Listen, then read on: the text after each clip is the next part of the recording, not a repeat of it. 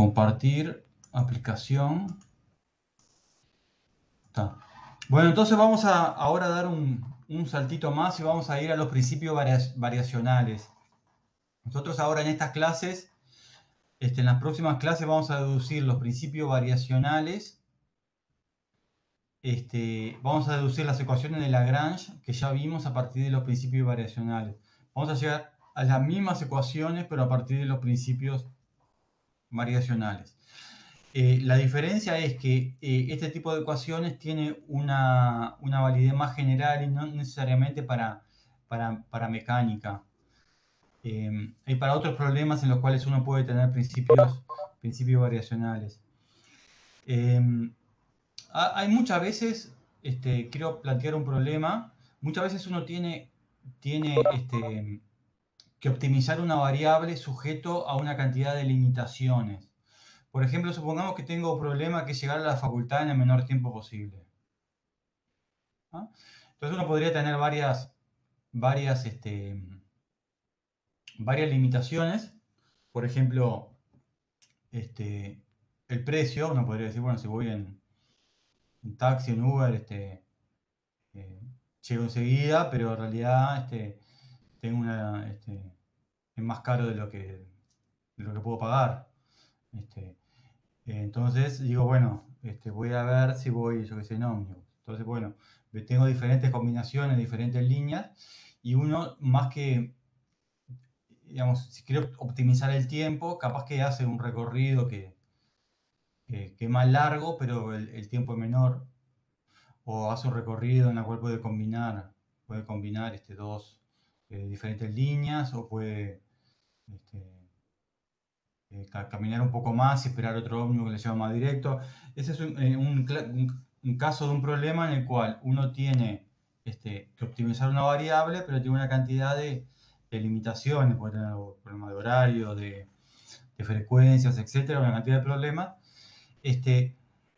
Y los problemas de la vida real son muy por ese lado. Uno generalmente tiene que llegar a un objetivo, busca llegar lo mejor posible, pero tiene una cantidad de limitaciones, ya sea de plata, de tiempo, de capacidad, de muchas cosas. Entonces acá vamos a ver problemas de este tipo ahora. Estos serían los principios variacionales.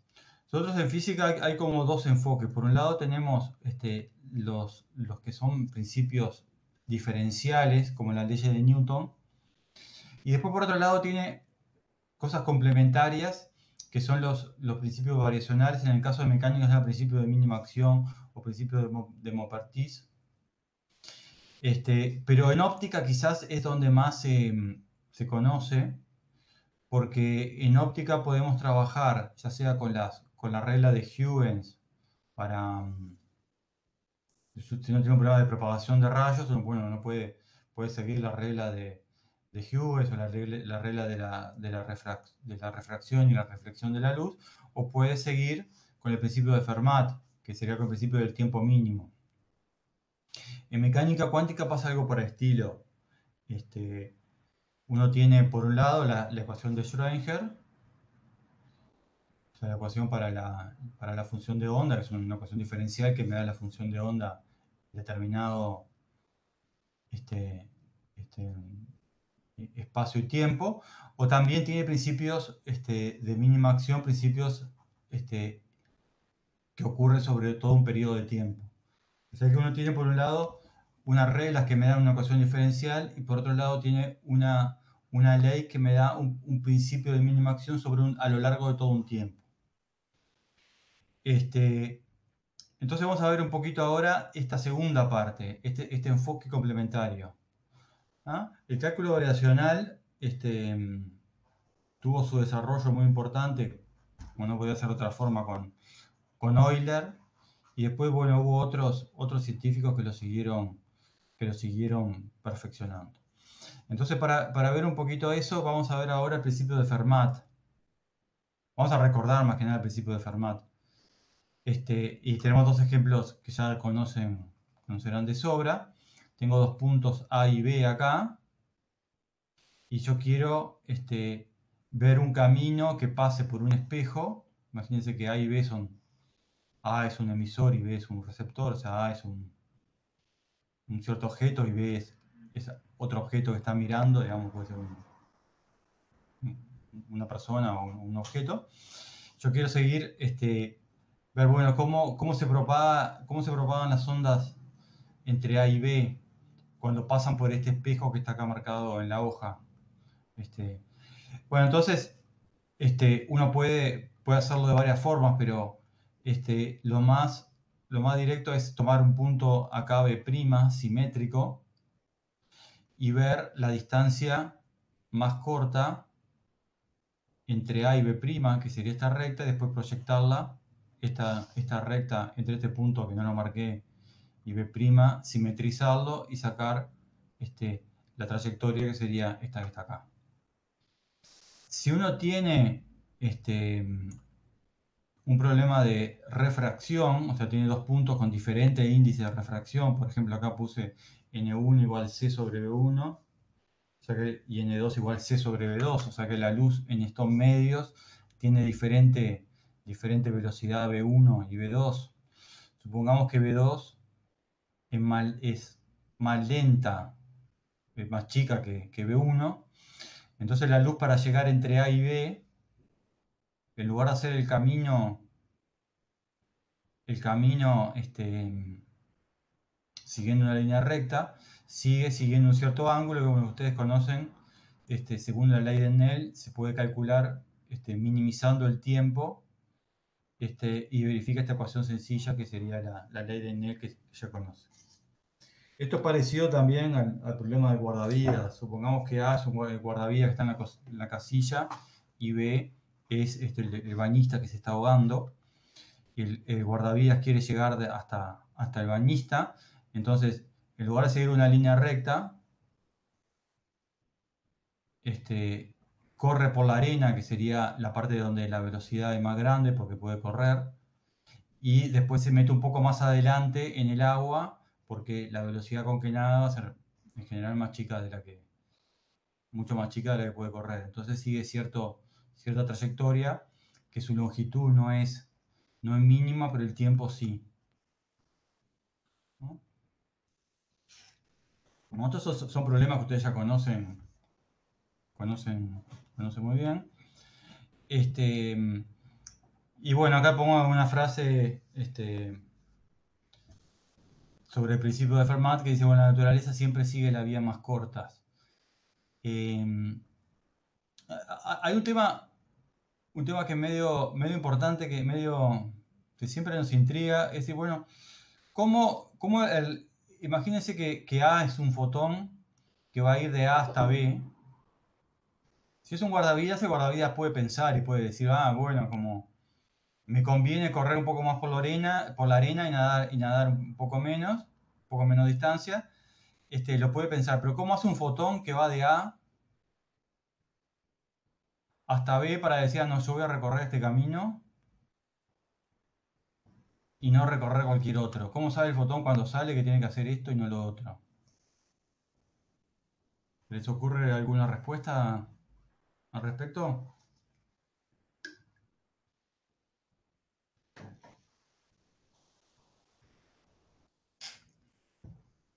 ¿Alguna idea? ¿Alguien me puede opinar?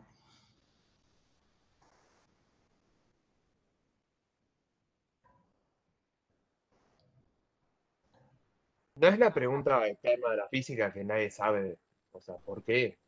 O sea, es difícil explicarle por qué el fotón hace eso. No, yo creo que hay una explicación, sí. Hay una explicación. Bueno, bueno, vamos a seguir avanzando y volvemos un poco después. Bueno, supongamos ahora vamos a generalizar el problema. Vamos a generalizar el problema a un caso, o sea, sigo con la parte de la motivación, digamos, esto es puramente como para ir viendo el problema. Vamos a generalizar ahora este problema al caso en que el índice de refracción varía en forma continua. Supongamos que tenemos acá, vamos a poner un sistema de ejes para fijar ideas X y Z Z sería el eje vertical. Acá puede ser que esto sea un sistema, puede ser que sea la atmósfera, entonces la temperatura de la atmósfera depende de la altura, y el índice de refracción depende de la temperatura a su vez. Entonces es razonable esperar que el índice de refracción cambie con la altura. Podría ser con también z de z,x, pero bueno, vamos a no complicarlo mucho, vamos a poner solo n de z, que la velocidad depende de la altura. Ese fenómeno también, este fenómeno ocurre, y también cuando uno ve en la carretera lo que uno a veces llama espejismos, que son como reflexiones. Uno mira, cuando va en verano por la carretera, mira bien hacia adelante y ve como el cielo reflejado en un punto más adelante de la carretera negra. Ahí sería un ejemplo de índice de refracción que depende de la altura. Entonces acá tenemos dos puntos A y B, este índice de refracción que depende de z, y queremos encontrar la curva esta que está en rojo, que llamamos z de x, para que la luz llegue entre A y B en un tiempo mínimo. ¿Ah? En el caso anterior que les puse de la ley de Snell, en realidad eran solamente dos índices distintos. Este es un continuo de índice de refracción. Entonces para eso vamos a agarrar un pedacito de esta curva, vamos a llamar a la longitud esta de L, vamos a escribir dL sobre dt igual B, y como el índice de refracción es la inversa de la velocidad, esto es C sobre n de z. O sea que dL sobre t es C sobre n de z, hago una vueltita más, y escribo dt como n de z sobre c por dl. O sea, lo que demora la luz en recorrer este pedacito de L sería dt, que es n de z sobre c por dl. O sea, que v por velocidad por tiempo, velocidad por distancia nomás. Llamamos a las coordenadas de los puntos A y B, x0, z0, x1, z1 por simplicidad. Y hago otro pasito más, que este dl, como es un... Sí. No sé si alguien quiere hacer una pregunta. O sea, dl, aplicando Pitágoras, lo escribo como dx cuadrado más dz cuadrado. Acá podría ir un paréntesis, no lo puse para no sobrecargar mucho. Pero esto que está acá lo reescribimos, y este truco lo vamos a usar varias veces. Z como z grande de x, derivando, esto sería de z de x por dx. Sustituyo dt en la expresión para dt, y me queda fácilmente esto, la derivada de z con respecto de x, que es z' de x al cuadrado. El tiempo final sería la integral entre a y b de este tiempo dt, que sería la integral de 1 sobre z n de z por 1 más z' de x al cuadrado. Entonces, el problema que queremos resolver es encontrar una curva, que sería z grande de x, tal que este tiempo sea mínimo, con las siguientes restricciones: que z de x igual a x0 sea z0, y z de x igual a x1 sea x1. Esto es un problema variacional con los extremos fijos. O sea, yo quiero encontrar, acá arriba quiero encontrar una curva que pasa por A y B. Esta función es cualquier cosa. Esta función podría ser una recta, pero puede ser cualquier otra función que pase por estos dos puntos. Acá podría haber dibujado otras curvitas. Quiero encontrar, dentro de todas las curvas posibles, la que haga este tiempo que puse acá al final de todo mínimo. Entonces tengo un problema distinto de lo que conocemos antes. Es un problema de máximos y mínimos, es un problema de extremos, pero distinto de lo que vimos en el liceo. Ahora vamos a volver a hacer un paréntesis y volver a hacer esto del liceo, cuando aprendimos a hacer problemas de máximos y mínimos. y vamos a ver cómo lo hacíamos. Pero acá tenemos un problema de máximos y mínimos, salvo que mi incógnita no es un número, sino yo tengo que dar como respuesta una función. ¿Se entiende esto? Yo tengo un problema de extremos, pero mi respuesta tiene que ser una función. Tengo que decir, bueno, ¿cuál es la función que me hace un mínimo toda esta integral? ¿Ah? Aparte aparece la función, pero en realidad aparece acá la derivada de la función. Aparece adentro de una raíz cuadrada. Entonces, tiene sus particularidades.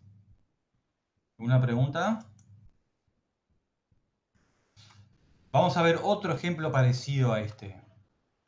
Otro ejemplo parecido es un ejemplo muy conocido que se llama el ejemplo de la braquistócrona. El problema de la braquistócrona fue uno de los problemas de cálculo variacional que por supuesto hoy le meto cuchara. Bueno, Bernoulli también, los Bernoulli también metieron, algunos de los Bernoulli metieron también la cuchara. Y el problema es el siguiente. Yo tengo acá como una rampa que va entre A y B. O sea, son dos puntos que están en un plano vertical, bajo la acción de la gravedad, digamos. Y quiero encontrar, quiero de alguna forma dibujarme una rampita, tal que si yo, imagínense que pongo una bolita, la bolita tiene rodamiento, pero olvidémonos de rodamiento por un segundo. Quiero poner una bolita, la partícula caer por esa rampa. Quiero que llegue en el menor tiempo posible. Yo cuando era chico tenía una especie de pista de autitos que era como una pista, no, en realidad era como una guía de goma que uno podía modificar y poner. Entonces, digamos, sería qué forma tendría que darle a esa especie de guía para cuando tiro el autito llegue lo más rápido posible abajo, ¿no? Yo les digo, olvídense del rodamiento porque no nos estamos enfocando en eso. Imagínense que está simplemente cayendo por esta rampa. Entonces uno podría pensar, bueno, una posibilidad que es hacer una recta. Hacer la recta que va entre A y B. Pero claro, hacer una recta. Claro, pues darle. Para encontrar esta curva, hasta que la partícula llegue en el menor tiempo posible, podría decir, bueno, mando la partícula por una recta, ¿no? Hago una recta. Pero la recta en realidad no es una muy buena idea. Porque la recta, si bien la distancia es menor, pero el tiempo no, porque la aceleración no es muy grande. Uno podría acá dar una curva con una concavidad positiva más marcada, o sea, que primero baje más abruptamente, que agarre mayor velocidad, y después que agarre más velocidad no me importa recorrer una distancia un poquito mayor. Pero claro, eso tiene cierto límite, porque si yo hago una función muy abrupta, que digamos que vaya de A para abajo casi verticalmente y después vuelva, claro, y también estoy aumentando mucho la distancia. Entonces acá tengo un mecanismo entre distancia y aceleración que tengo que de alguna forma resolver.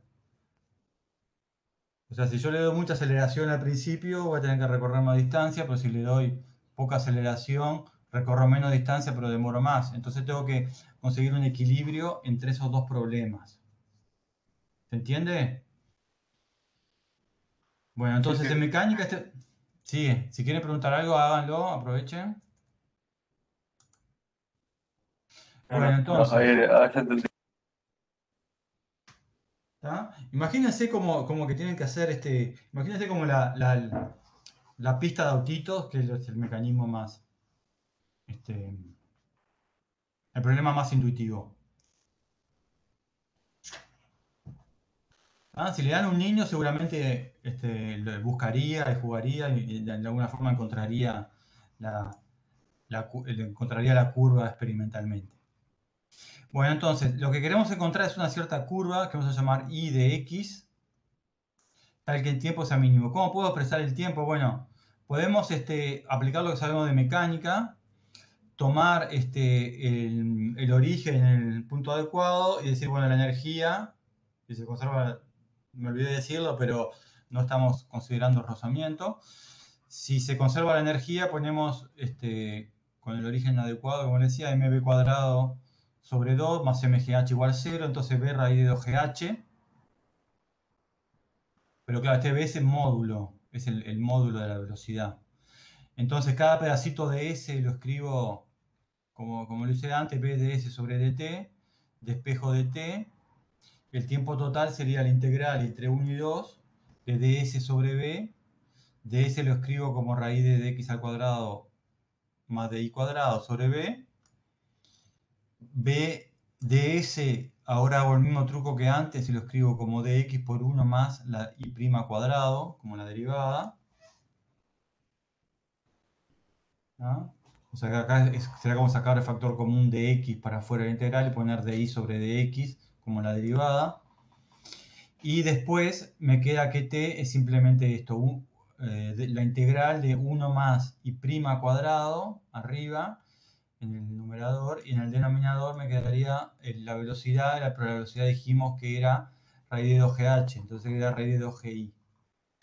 Entonces la respuesta a mi pregunta, o sea, si un niño le pregunta esto, te dirán, bueno, mira, tenés que encontrar los extremos de esta expresión que está acá, de esta integral, de la integral de esta papá, y tenés que encontrar tu función y de x que hace mínima esta expresión.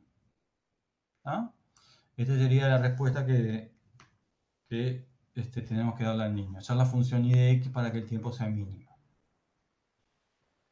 Bueno, este es un problema súper clásico. Entonces vamos a dar un pasito más. Y como les decía, vamos a volver a sexto de liceo. ¿Ah? Vamos a volver a sexto de liceo. En sexto de liceo, lo que teníamos era una función y igual f de x y calculamos los extremos, tanto máximos como mínimos. Entonces sabemos que si x0 es un extremo, uno puede escribir la función x como x0 más delta x. Entonces lo que yo quiero enfatizar ahora es que delta i cumple una condición. Cuando estamos en el extremo, delta i vale 0, la variación en i vale 0. ¿Ah?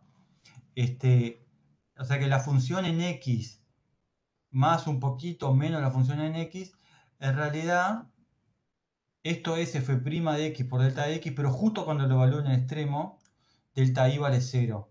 Esto quiere decir en este dibujito que cuando me paro en x0, cuando yo varío un poquito la función,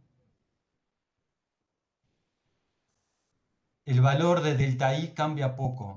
Entonces se dice que f es, bueno, acá escribo i igual f de x, se dice que la función es estacionaria en x0. Entonces, encontrar los extremos quiere decir lo mismo que encontrar los valores donde la función es estacionaria. ¿A qué se refiere uno cuando usa el término estacionario en este contexto? Quiere decir que si decimos que f es estacionario en x0, cuando cambiamos un poquito x0, entonces delta f, bueno, acá mezclé la anotación, la variación de la función es nula. Esto quiere decir que la variación a primer orden es nula. Es otra forma de ver los extremos. ¿Ah? Decimos que tenemos un extremo cuando la función cambia poco. Cuando la función cambia poco.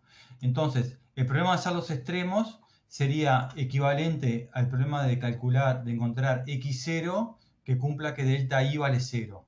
Y eso es lo que vamos a hacer ahora. ¿Ah? Entonces ahora vamos a ver introducción al cálculo variacional. ¿Ah? Esto en realidad es puramente matemático. Hay un librito por ahí que está muy lindo, un librito muy viejo, que se puede encontrar en internet seguramente, de Elgot, que se dice Introducción a las ecuaciones diferenciales y cálculo variacional, que explica estas cosas desde el punto de vista matemático. Un libro que tendrá 50 años o más. Entonces vamos a ver una pequeña introducción al cálculo variacional. Hay libros que esto directamente ni lo ven. Por ejemplo, si mira José Isale, hace la cuenta, pero directamente lo da como medio por sabido. Nada, yo creo que igual vale la pena como un poco hacer énfasis en cómo se calcula y un poco recordar que en definitiva estamos haciendo lo mismo que hacíamos cuando aprendimos a calcular extremos de funciones reales, de variable real. En realidad es lo mismo, pero acá lo que estamos buscando, en lugar de un valor, es una función. En lugar de el valor de una variable, una función. Como decía el amigo Coco que falleció hace tiempo, uno cuando no sabe resolver un problema lo proyecta en el subespacio de los problemas que sabe resolver. Y esto es lo que vamos a hacer ahora. Bueno, entonces, tenemos una cierta función f. ¿Ah? O sea, todo lo que vimos hasta ahora es más los ejemplos y la motivación. O sea, lo que vamos a ver ahora es un poco cómo se resuelve el problema. Entonces, tenemos una cierta función f que depende de y y de x, con y igual y de x y prima la derivada. Y tenemos una cierta integral entre dos valores de esta función f de x. Entonces acá fíjese que yo no pongo, uno acá podría poner y de x y prima de x, pero acá no lo pongo a propósito. Lo pongo esto para enfatizar que lo que nosotros tenemos acá es como si fuera una ecuación diferencial, una función de la derivada independiente, perdón, de la variable independiente de x, de la función y de la función y prima. ¿Tá? Y lo que yo quiero es calcular esta y de x. Entonces por eso no pongo la dependencia acá en la j a propósito. Entonces, queremos hallar y de x para que j sea estacionaria y pase por los extremos. ¿Tá? Es un problema variacional de extremos fijos. ¿Tá? Acá sí hice un dibujito. Acá tenemos el plano x en el eje horizontal y en el vertical. Y queremos, de entre todas las funciones posibles que van del punto x1 y 1 al punto x2 y 2, quiero hallar una en especial para que esta j tenga un valor estacionario. ¿Tá? Para que j sea un extremo. Después voy a ver si sea un mínimo o un máximo, lo vamos a ver. Luego generalmente es un mínimo, si se cumplen ciertas condiciones. Pero es importante que entiendan bien cuál es el problema. Dentro de todas estas funciones, yo quiero hallar una tal que esta j sea un extremo. ¿Se entiende hasta acá? ¿Tá? Y este problema se va a poder aplicar a muchos problemas, desde el problema de óptico, el problema de la braquistócrona, el problema de mecánica, de los fundamentos de la mecánica que vamos a ver luego. ¿Preguntas? ¿Tá? Acá repito lo que ya le dije antes, estacionaria quiere decir extremo, o sea que si cambiamos poco la función y, entonces el delta j no cambia. Esto en términos matemáticos más precisos sería que a primer orden, o sea que si me quedo con las aproximaciones, con los delta i de primer orden, desprecio lo que sean delta i al cuadrado, entonces la variación en j, delta j vale 0. ¿Preguntas?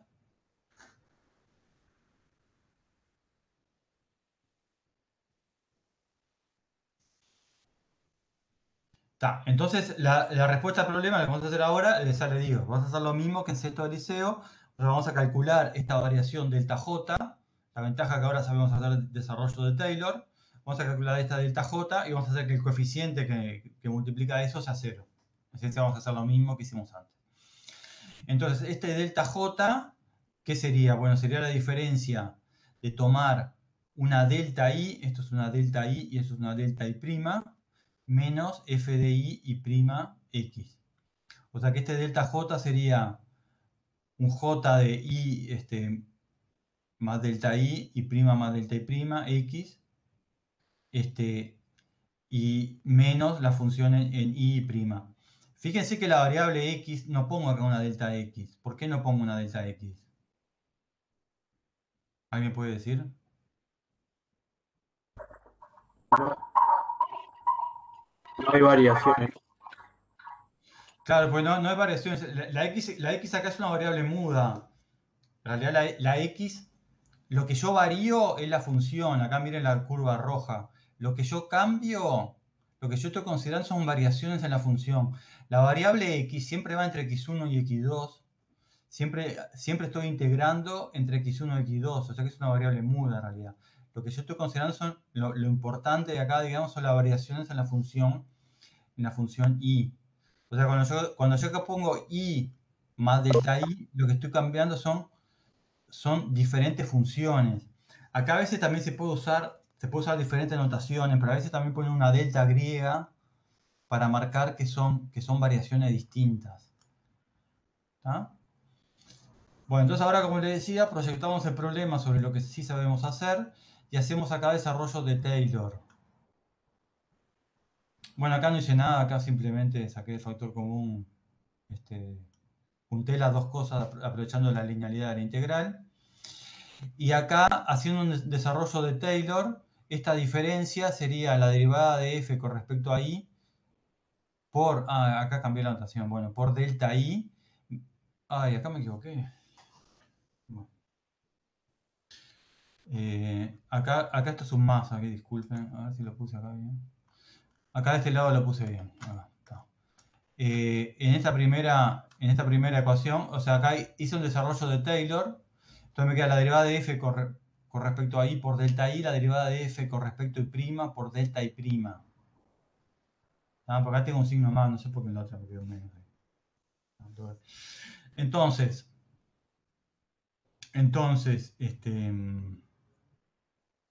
hasta acá lo único que hice fue el desarrollo de Taylor. Ahora yo lo que quiero, el paso siguiente, sería poner, de alguna forma quiero juntar este delta i con este delta i'. Y prima sería la derivada con respecto, sería la variación de la derivada. Este delta i es la variación de la función y este delta i' sería la variación en la derivada, que son cosas distintas en principio. Entonces, ¿cómo puedo hacer para juntar estos dos términos? Creo que de alguna forma este delta i' transformarlo en un delta i. Entonces, para hacer eso vuelvo ahora a cálculo 1. Tomo este término que está acá, la derivada con respecto a i' por delta i', que es este está acá, y aplico la integral por partes, y acá yo escribo esta expresión que me parece medio memotécnica.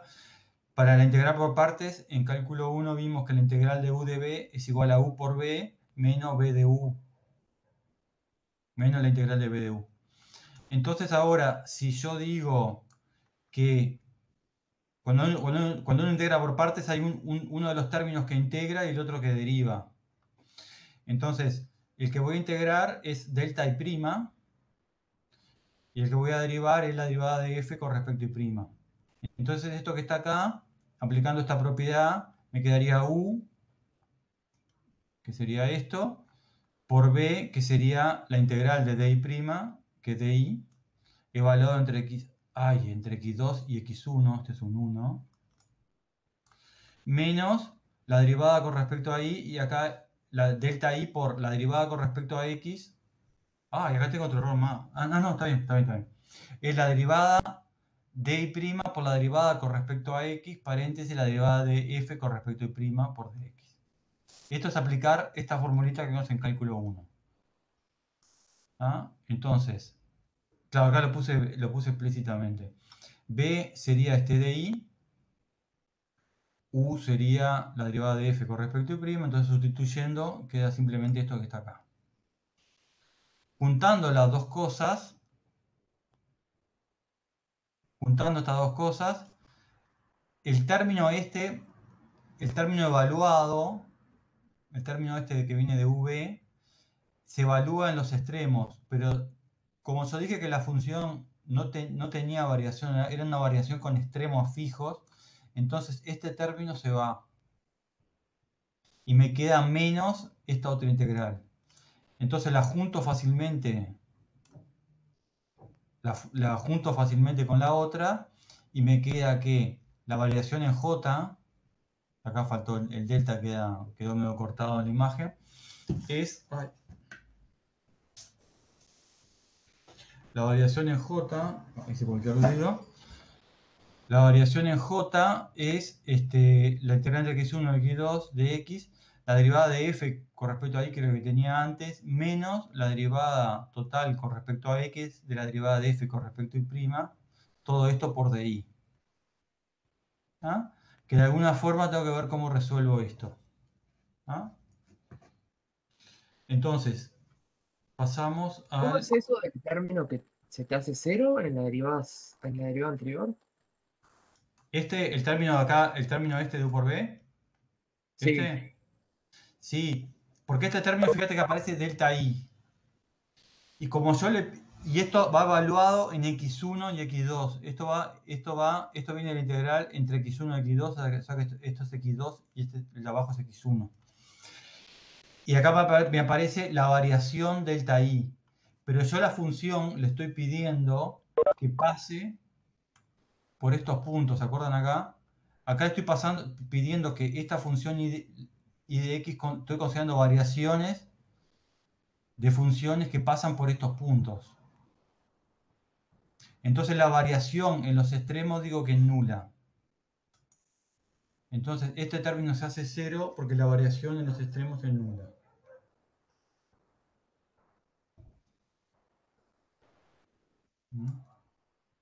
Solo una consulta. Estos Sí, deltas son lo mismo que veníamos usando anteriormente, ¿no? Tipo, sí, no cambió nada ahí. sí. Perfecto. Son las variaciones, recuerden siempre, son las variaciones en las funciones. Después, para complicarlo un poquito, lo vamos a identificar con los desplazamientos virtuales. Este delta lo vamos a identificar dentro de poco con los desplazamientos virtuales. Así le voy preparando un poco la cabeza. Bueno, entonces ahora vamos a usar una cosa que se llama lema fundamental del cálculo variacional. Lema fundamental del cálculo variacional que dice lo siguiente.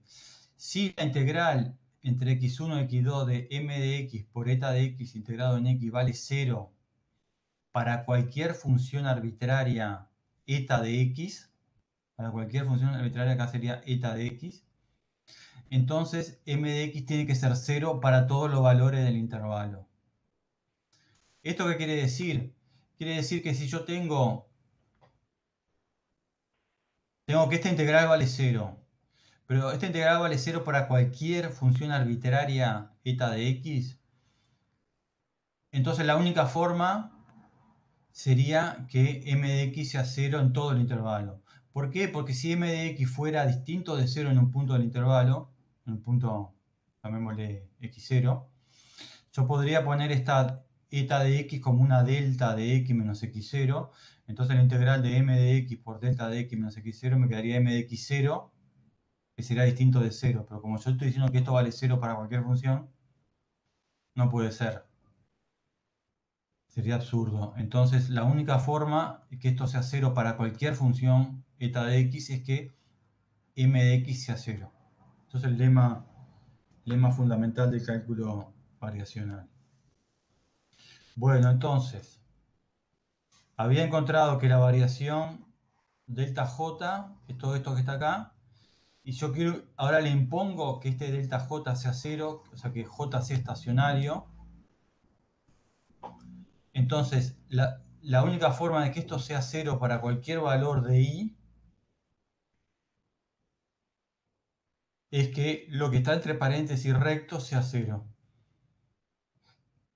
Entonces, la solución al problema variacional es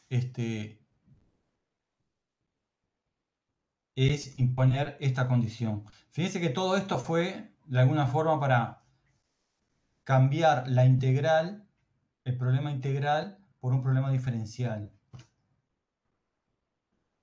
Porque por más que diga que sea equivalente, al final de todo uno para hacer la cuenta termina en la ecuación diferencial de alguna forma.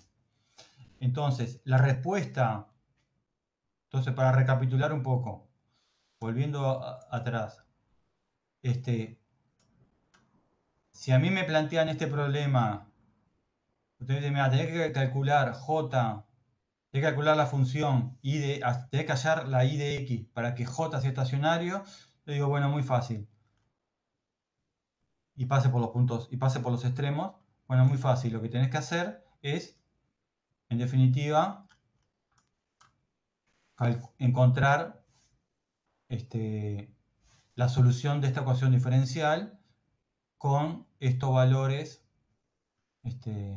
con estas condiciones iniciales, condiciones de borde más que iniciales. Esa sería la respuesta. O sea que si ustedes, volviendo al problema de la braquistócrona que estaba por acá, si el niño les pregunta, bueno, ¿cómo tengo que hacer para poner la pista de mis autitos? Usted le dirá, bueno, bárbaro. Tenés este problema, tenés que escribirte esta ecuación, la ecuación diferencial que vimos recién, resolverla y la solución te va a dar cómo tenés que poner tu pista de autos. ¿No? A ver si puedo rotar esto. Houston, tenemos un problema. A ver si puedo...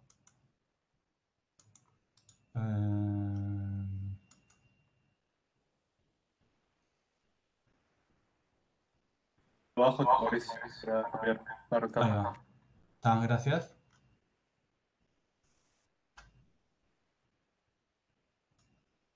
Bueno, entonces vamos a ver algún ejemplo. Vamos a ver algún ejemplo y después dejarlos a ustedes. Les voy a dejar también más ejemplos para ustedes. Porque obviamente esto hasta que uno no lo hace, no lo... no lo entiende, digamos, hasta que uno hace la cuenta. El primer ejemplo es la distancia más corta entre dos puntos. Acá ni siquiera es el dibujo. Tenemos dos puntos A y B, o llámenlo como quieran. Queremos hallar la distancia más corta entre esos puntos. Entonces imagínense que los puntos A y B están en un plano XY, con coordenadas adecuadas. Entonces quiero hallar una curva I de X tal que la distancia entre esos puntos sea lo más corta posible. ¿Cómo escribo la distancia? Bueno, muy fácil. La distancia la escribo como ds igual de x al cuadrado más di cuadrado. Y puedo escribir la distancia de esta forma tan rebuscada, la integral entre x1 y x2 por la raíz cuadrada de 1 más y' de x. Entonces, volviendo a la notación del problema que decíamos antes, f, la función f, que en mi problema variacional es la raíz de 1 más y' cuadrado. Entonces, acá escribo esta ecuación que está acá, en el recuadro rojo. Me aparece la derivada de f con respecto a y, la derivada de f con respecto a y'. Y otra derivada más. Entonces acá hago eso mismo. La derivada de f con respecto a y vale 0 porque no aparece y.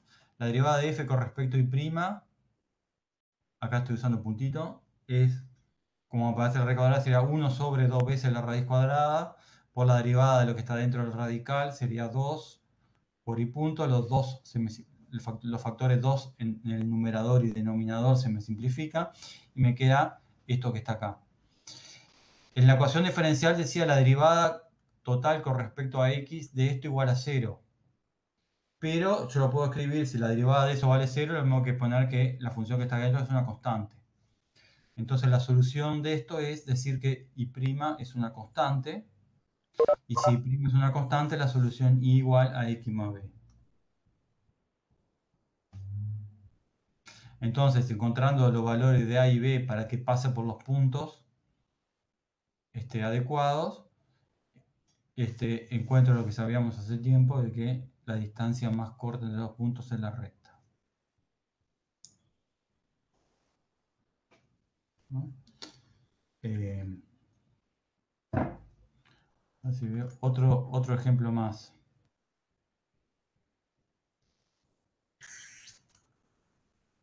Otro ejemplo, este se llama mínima superficie de revolución. Imagínense que acá tengo un problema en el espacio, tengo x y z. Acá tengo, este es el plano IX. Entonces quiero hallar una cierta curva tal que cuando hago rotar esto, me forma una superficie de revolución, pero quiero que la superficie de revolución sea mínima. Una cosa medio rebuscada. Quiero encontrar una mínima superficie de revolución. ¿Tá? Dado I de X, ¿cómo tengo que hacer I de X para que la superficie de revolución sea mínima? Y pasa lo mismo que antes. Si yo acá, la superficie de revolución en definitiva va a depender de la distancia al centro de giro. Cuanto más cerca del centro de giro, menos aporte a la superficie. Cuanto más lejos, peor. Entonces si yo hago una curva con cierta concavidad por acá, puedo hacer una superficie más chica, pero si la hago con mucha concavidad, entonces ahí me paso para el otro lado y me queda más grande. Entonces, para ver cuánto mide la superficie esta revolución, bueno, es un poco de geometría. Vuelvo ahora a geometría matemática B de sexto. Entonces acá tengo 2pi, acá tengo un pedacito de S, y claro, el área de esto, cuando esto yo giro alrededor de esto, sería 2pi al radio por ds. ¿Ah? Sería como si fuera un cilindrito. Me queda 2πx por ds, y ds lo escribo por 1 más y prima cuadrado por dx. Entonces mi función f me queda 2πx por raíz de 1 más y prima cuadrado. Nuevamente esta función f no depende de i, sino depende de la derivada directamente. Y la derivada de f con respecto a y' también me queda 1 sobre 2 veces la raíz. Se me van los factores 2, se me queda un y' arriba. Entonces me queda la derivada de esto con respecto a x igual 0. Entonces acá se puede hacer, me queda una cierta curva, la única diferencia es que acá me queda un coseno hiperbólico. O sea que esta mínima, este ejemplo es bastante más difícil de visualizar que el problema de la recta. Bueno, acá voy a dar un pasito más. Acá planteo nuevamente el problema de la braquistócrona. ¿Tá? La curva en dos puntos, la curva que une dos puntos en un plano vertical, hasta que la partícula cayendo bajo la acción de la gravedad demora el mínimo tiempo. Es el mismo problema que les planteé antes. ¿Tá? Queremos hallar I de X para que el tiempo que demoro en ir de A a B sea mínimo. Entonces acá escribo nuevamente, esto ya lo vimos recién, escribo nuevamente el tiempo que demoro en ir de 1 a 2 como la integral de 1 a 2 de ds sobre b. ds lo escribo como raíz de 1 más y punto cuadrado por dx. Sustituyo el valor de b por la conservación de la energía. Y me queda que t es esto que está acá. O sea que acá tengo una cierta... Mi función f depende de la derivada de i, pero no depende de x explícitamente. Entonces lo que tengo que hacer es formarme esta ecuación zeta e igualarla a 0. La derivada de f con respecto a y', bueno, nuevamente tengo la raíz cuadrada, es 1 sobre 2 veces la raíz por 2 y punto. Y acá me queda la constante esta, que es 2, raíz de 2g por i. La derivada de f con respecto a i, bueno, acá también es esto a la menos un medio, así que deriva o toda la cuenta, papá. Bueno, acá no hice la cuenta. Acá no hice la cuenta. No la tengo acá.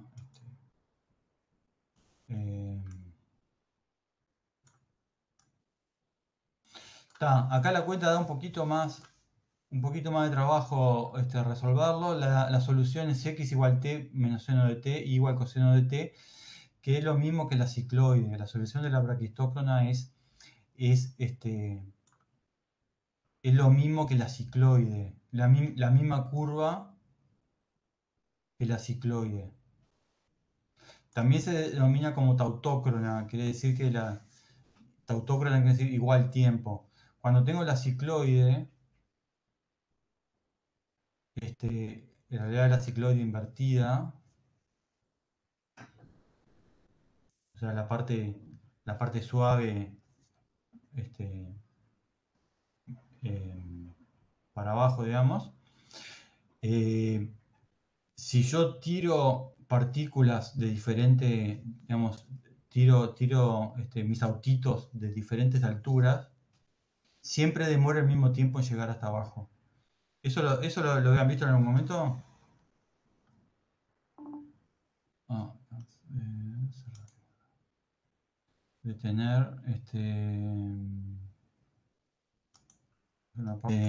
pongo reanudar, compartir,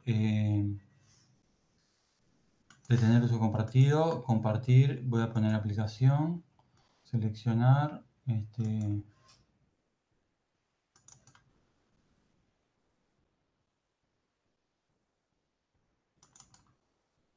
mm.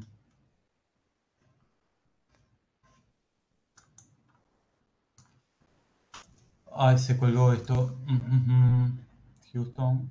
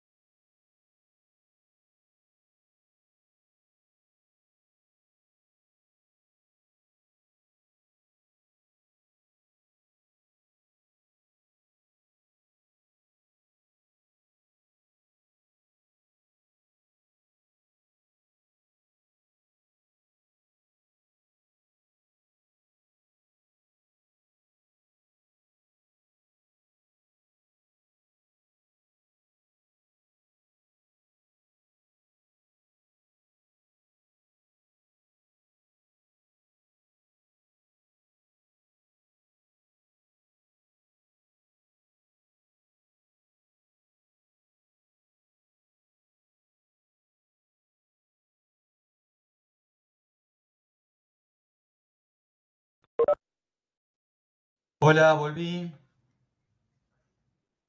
Hola.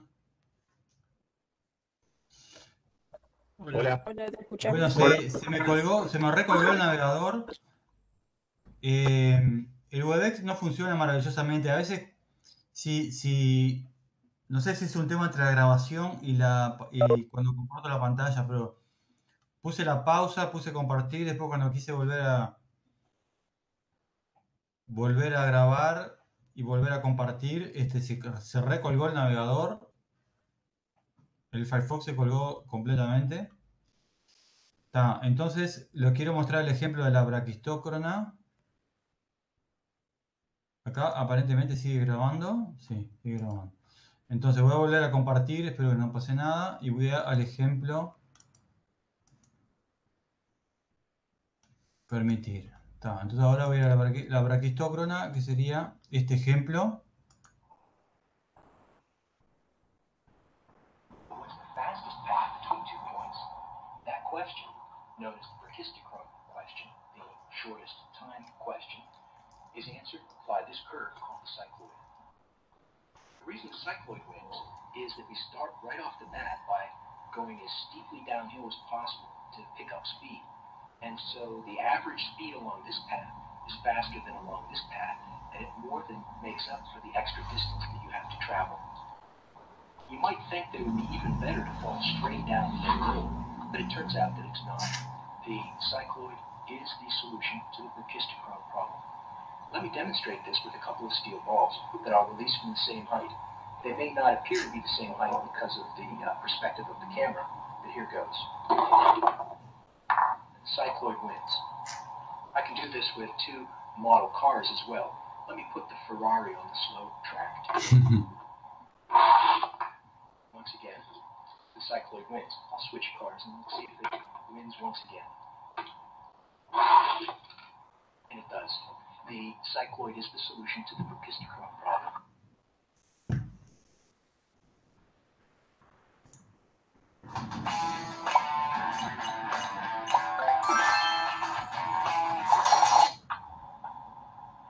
The shortest distance between 2 points is a straight line.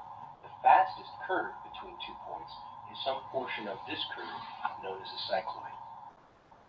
I showed before that if the 2 points of interest are connected by a slope, well, a straight line that has a slope of -2 over pi, then the portion of the cycloid that is the fastest track is this half cycloid going from the top to the bottom. But the results are more general than that. I can show that any arbitrary portion of the cycloid is going to be a faster racetrack than the corresponding straight line between those 2 points. And I'll just illustrate it from one arbitrary set of points here. The cycloid should win. And it does. Now I can go to the ridiculous extreme, which is to make this straight line perfectly flat. In that case, it takes an infinite time for this ball to travel from one end to the other, but the time that it takes for the ball to travel on the cycloid is never going to be any longer than twice the time it takes to get to the bottom. Now, let me illustrate one last property, and that is that the time it takes for this ball to get to the bottom of the curve is independent of how far it falls, whether it falls from here, or there, or there. To illustrate that, I'm going to drop this ball from the opposite side at a different height than where I dropped this. They ought to meet directly at the bottom of the curve. Let's see. And within the uncertainty of the measurement, they do.